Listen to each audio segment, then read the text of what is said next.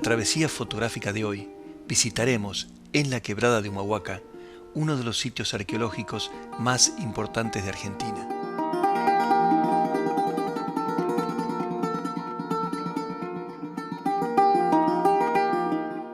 La Quebrada de Humahuaca es un gran valle que se extiende de norte a sur, con paisajes impactantes, pueblos muy atractivos y miles de años de historia. Debido a estas particularidades, fue declarada Patrimonio Cultural y Natural de la Humanidad en el año 2003.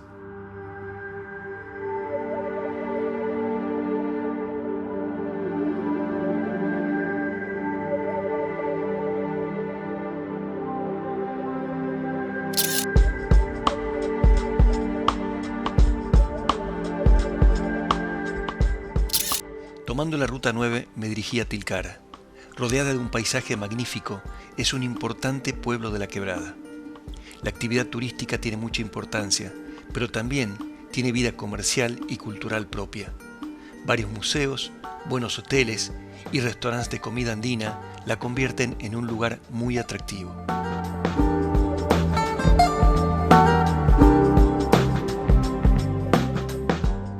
En la Quebrada de Humahuaca, entre los años 900 y 1450 de la era cristiana, floreció una sociedad que se conoce como Humahuaca. Fueron buenos textiles, guerreros, excelentes agricultores y ceramistas. Formaron grandes ciudades, de las cuales una de las más importantes fue la que hoy se conoce como el Pucará de Tilcara, lugar al que vamos a visitar.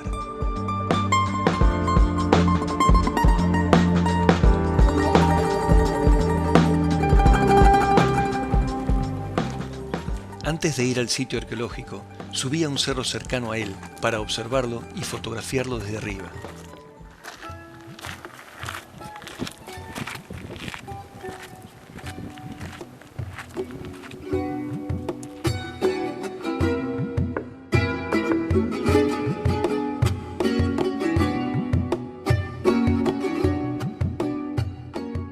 Esta loma, con forma de caparazón de tortuga, es donde está el Pucará de Tilcara. Se puede observar la presencia de algunas construcciones. Son habitaciones que con fines didácticos y turísticos fueron reconstruidas sobre las originales, de las que solo queda algo de sus paredes. Los Pucará eran sitios fortificados, construidos en lugares elevados, desde los cuales se podía hacer frente a eventuales invasores. Desde este punto, es posible observar lo estratégico del lugar elegido para su construcción. Hacia el oeste tenemos la quebrada de Huichairas, que conecta con la Puna. Hacia el este se observa la quebrada de Guasamayo, que conecta con la zona selvática subandina.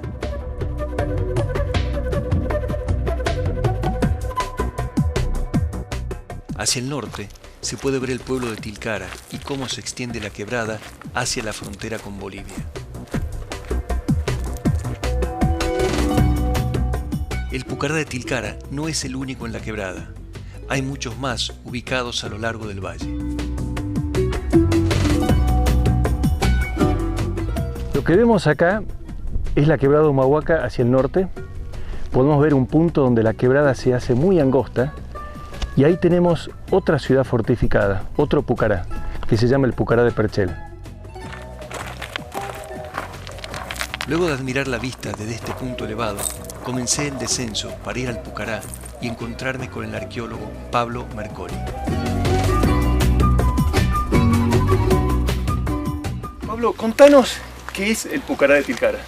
Bueno, actualmente un sitio arqueológico, pero fue un lugar muy importante, una ciudad básicamente, habitada hace más de 700, 800 años atrás.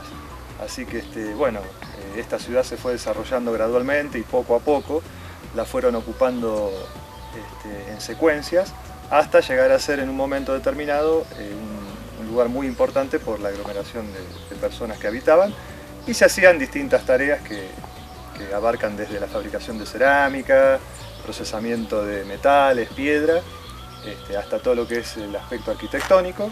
Y bueno, supuestamente después, algo que se discute mucho, ha derivado en un sitio defensivo, pero bueno, es algo que se discute bastante aún en la actualidad arqueológica. O sea que, digamos, sería una ciudad que habría terminado siendo un sitio defensivo. Supuestamente, sí. Bien, ese aspecto lo tomaríamos con pinzas, pero en principio una ciudad que se hizo muy fuerte por la cantidad de personas y las actividades que se realizaban.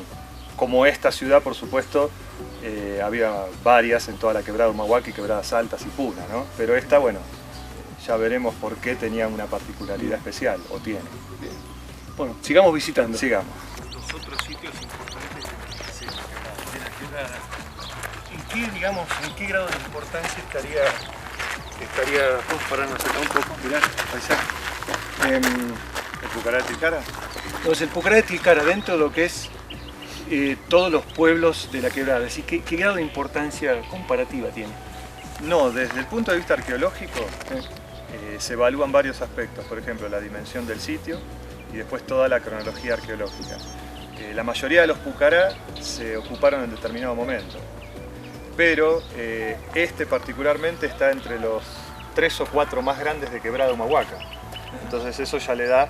Lo que pasa que con toda la movida que se hizo institucionalmente, es decir, al estar monitoreado y manejado por la Facultad de Filosofía y Letras de la Universidad de Buenos Aires, le da un tinte distinto porque es el único sitio en quebrada realmente con condiciones para que sea visitado por el turista.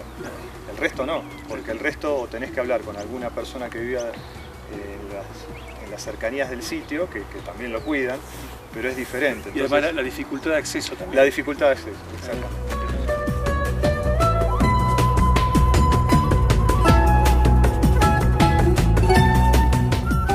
Fuimos caminando hacia la parte más alta de la ciudad, desde donde es posible observar todo el valle.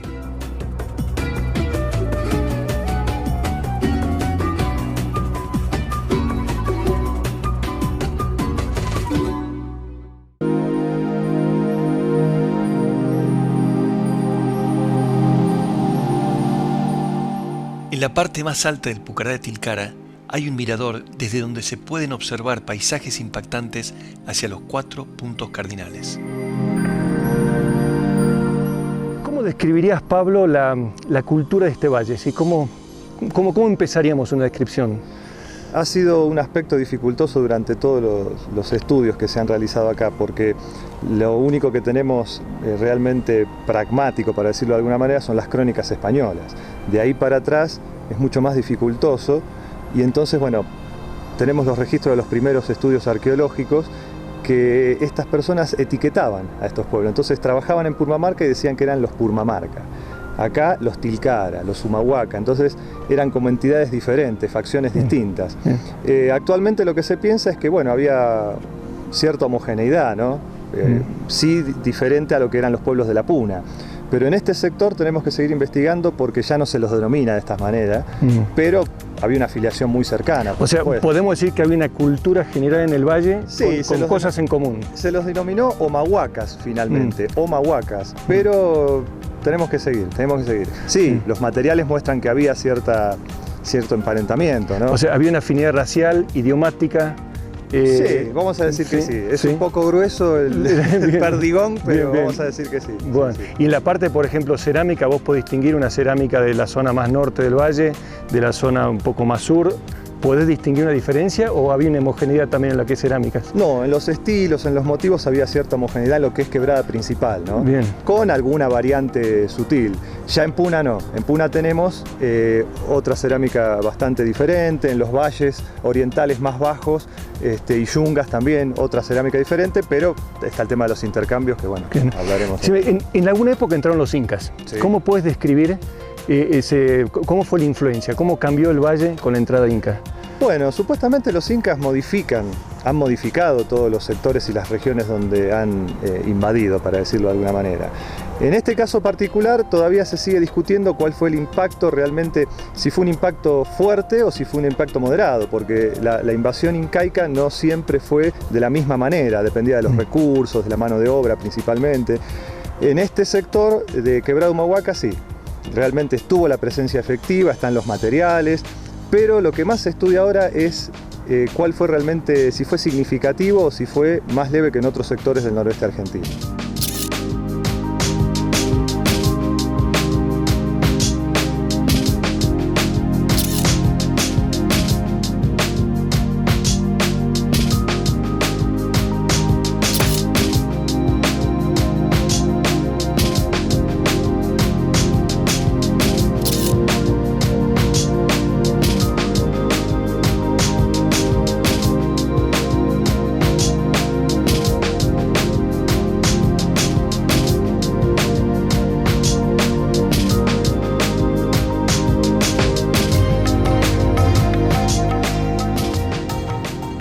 pirámide es una construcción que fue realizada en homenaje a los primeros arqueólogos que descubrieron y trabajaron en este lugar. Sus formas pueden inducir a la confusión debido a que estas sociedades no construyeron pirámides.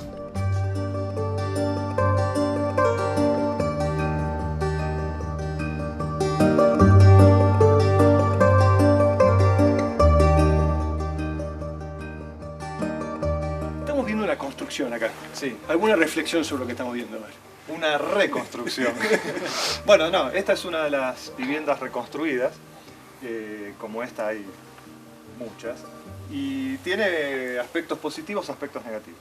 El aspecto positivo es que uno más o menos puede mostrar la materia prima y los materiales que se utilizaban aún en la prehistoria para construir las casas. Y el aspecto negativo es que, bueno, es un poco mentiroso en la espacialidad, en el tamaño, en las dimensiones, ya que con el plano nuevo que ha hecho una arqueóloga en Jujuy del Pucará de Tilcara hace unos años, se pudo percibir que hay desfasajes en los muros originales y en los muros reconstruidos, en la espacialidad, como mencioné anteriormente, pero bueno, y en las alturas de la puerta.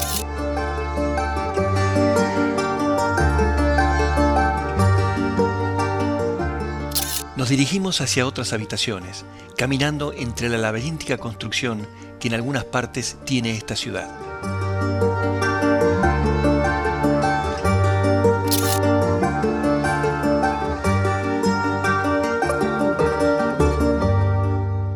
Pablo, vos sabés que yo cuando ando por la quebrada, ando por la Puna un poco, y después uno viene acá, y uno encuentra cierta relación, a veces muy fuerte, entre estas construcciones y las actuales de la gente. ¿Qué reflexión te merece eso? Sí, como muchos aspectos culturales dentro del cultural arquitectónico se han perpetuado. Y en este sentido, muchos de estos materiales se siguen utilizando. La variante que vemos ahora es que esta piedra, que está por todos lados, por eso también se utiliza mucho, se hace una mixtura, entonces se le coloca adobe. Se hace una base de piedra y después adobe. Esto lo hacen incluso los hoteles. Y digamos, esa parte de mitad piedra, mitad adobe, ¿es más moderno? ¿Es posterior? ¿Es ya de la colonia? Es más moderno. Más moderno. Es más moderno, sí. El adobe yo ya te dije que se utilizó en la prehistoria, pero no de manera masiva como esta piedra. Pero lo principal es el techo. El techo en la actualidad no es una cuestión, porque el turista a veces piensa de que tratando de perpetuar una costumbre por una cuestión estética, por ejemplo, se siguen haciendo los techos de esta manera, con la caña, con el barro, con la paja, y sin embargo no, sigue siendo funcional como lo fue seguramente en la prehistoria. Es decir, si vos haces un techo de chapa o de losa, te calcinás en el verano. Entonces, esto es lo que repele y lo que hace que esté fresco el interior de la vivienda. Por eso se sigue utilizando.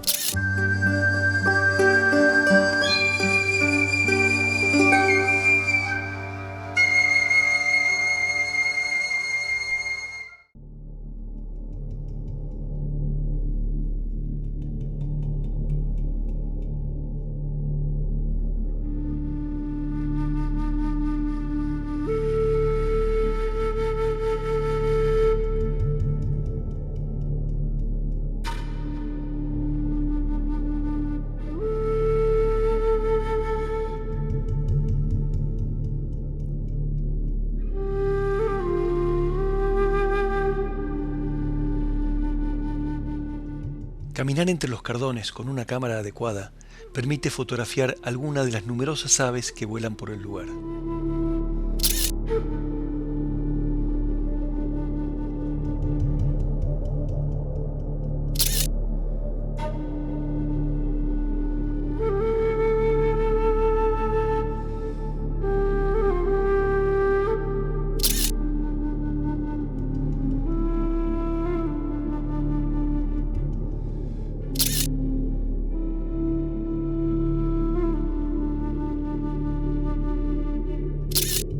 Continúe recorriendo el sitio arqueológico junto a Pablo.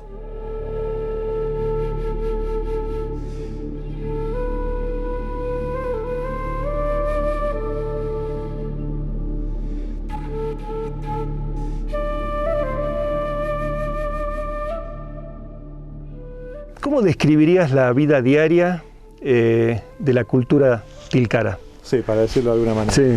Es interesante porque en general en las obras de difusión o didácticas siempre se apunta más a lo religioso, como que estas personas vivían todo en un ámbito religioso, místico. Y sí, por un lado sí, pero tenían una cotidianidad muy importante.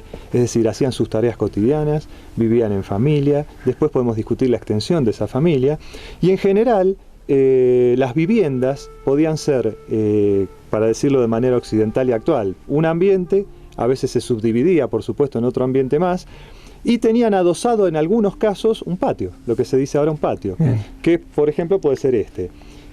En general no estaba techado, pero podía estarlo, y ahí realizaban distintas tareas. La vida fuera de la vivienda era muy interesante, digamos, se hacían distintas actividades, fabricación de cerámica, vuelvo a repetir como anteriormente, ¿no? Las tallas en distintas piedras para confeccionar puntas de proyectil, para poder cazar, o si entraban en un conflicto también. Entonces, distintas tareas se hacían en el exterior. Y por supuesto, eran pastores, agricultores en la mayoría de los casos. Entonces, necesariamente tenían una vida exterior muy importante, muy amplia, donde llevaban sus animales a las quebradas más altas o a lugares aledaños donde había buenas pasturas para... Pensemos que acá tenían llamas. Entonces, claro, que eso es importante aclararlo. Es decir, el ganado que conocemos ahora mayormente es europeo. El ganado que usaban ellos era básicamente la llama. El animal por excelencia del mundo andino es la llama, digamos, domesticado, ¿no? Después tenemos la vicuña, que fue muy relevante desde los incas para atrás, muy relevante, pero y el guanaco, que era más para caza, para comida. El guanaco, tanto como la vicuña, que son silvestres, pero el guanaco lo que pasa que tiene otra dispersión, y tenía otra dispersión, y aparte la fibra de guanaco no era tan preciada como la fibra de vicuña hasta la actualidad. Carísima, inclusive supera a la de llama, y la única que le puede competir un poquito es la alpaca, pero se supone que la alpaca tenía una dispersión mucho más acotada en lo que es el noroeste argentino durante la prehistoria, no había alpacas. Háblame cómo era el manejo de la llama, cómo era la llama en este contexto de esta civilización. Es decir, bueno, en general muchos lugares se pueden detectar en varios lugares corrales. Esos corrales supuestamente tenían a estos animales encerrados, si bien no era el ámbito propicio para la cría de llama, porque tanto la vicuña como el guanaco, que son silvestres, y la llama, que es domesticada, las vemos en grandes cantidades y densidades en la puna, que es el lugar preferido de estos animalitos. Pero por supuesto que acá había un pool, digamos, determinado de llamas, porque de la llama se extraía prácticamente todo. Digamos, la fibra, se utilizaban los huesos para confeccionar distintos instrumentos, se utilizaba, bueno, la carne, la grasa, es decir, era como la vaca es para Occidente, siendo un poco groseros en la definición, pero era eso. Y además tenemos que tener en cuenta que el tráfico caravanero, es decir, las caravanas de llamas con sus caravaneros que recorrían puna, quebrada y valles, también hacían paradas. Claro. Entonces, supuestamente en alguno de estos sitios, sea el Pucará de Tilcara o cualquier otro lugar, hacían su parada para descansar, que los animales también descansaran, y temprano en la madrugada seguir de viaje para otros lugares y seguir con los intercambios.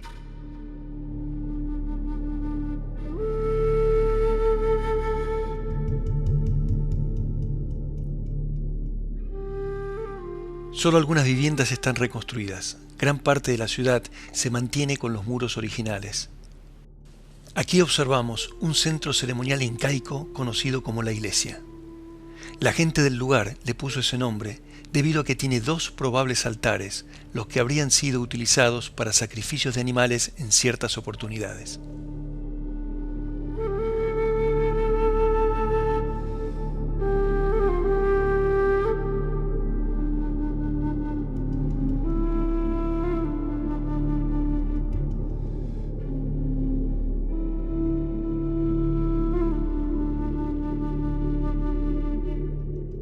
Otro sector interesante del Pucará es el cementerio. Allí nos dirigimos con Pablo.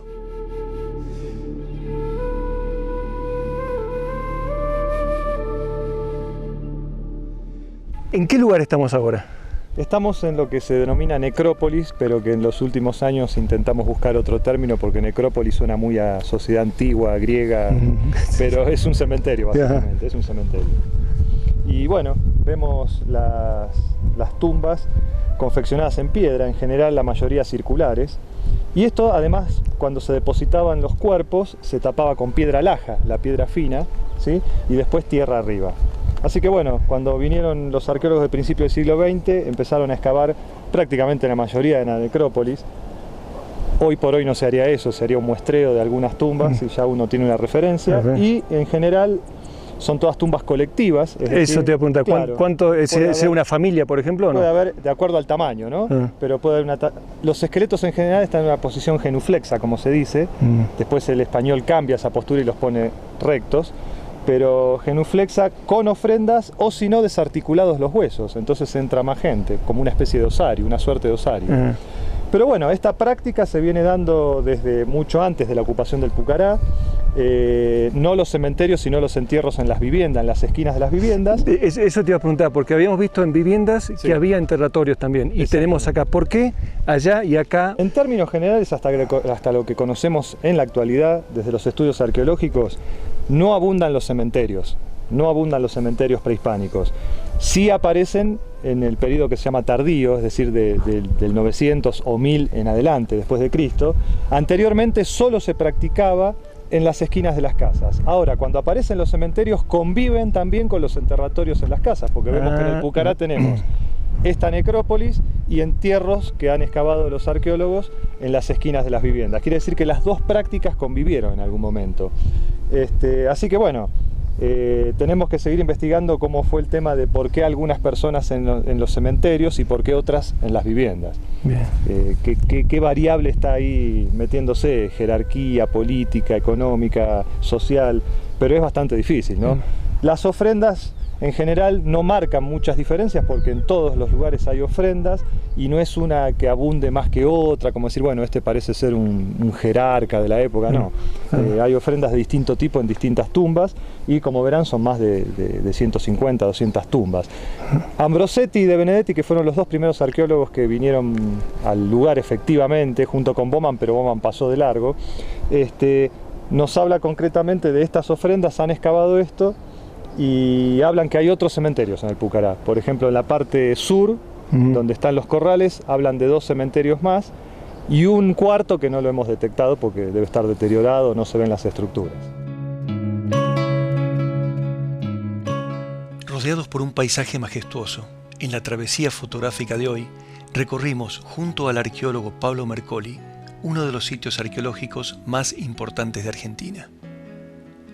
Al caminar por sus senderos, hay que liberar la imaginación, y así se puede escuchar las voces, los pasos y el sonido de las tareas diarias de los quizás 2000 pobladores que habría tenido esta ciudad. Espero que ustedes hayan disfrutado como nosotros de esta maravillosa experiencia.